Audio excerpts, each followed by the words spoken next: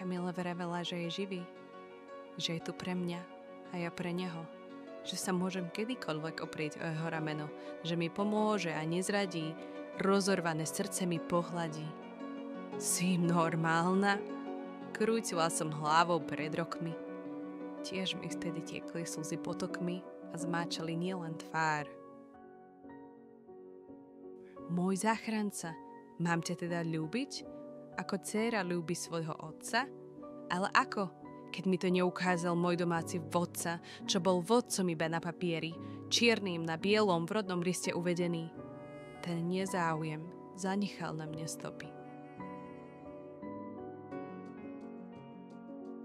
A slza slzu strieda. Nech je preč tá spomienková bieda.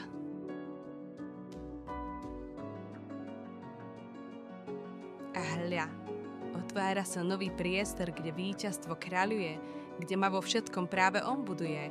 Možno prídu búrky, vietor, dážď. Viem, že ma v tom len tak nenecháš.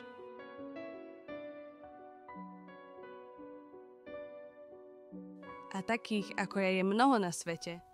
A o všetkých ani ja, ani vy neviete.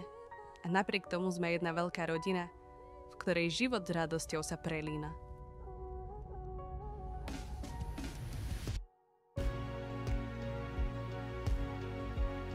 Môj záchranca, akému páru niet. Cítim sa s tebou ako jarný kvet, čo rannú rosu vstrebáva a už vidieť jeho krásu, lebo vstal z popola. Jeho farba nikdy taká nebola.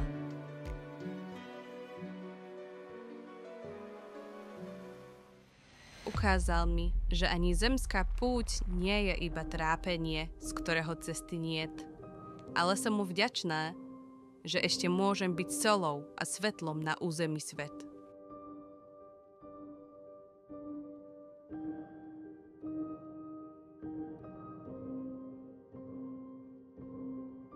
Táto kniha môže výjsť aj vďaka vašej podpore.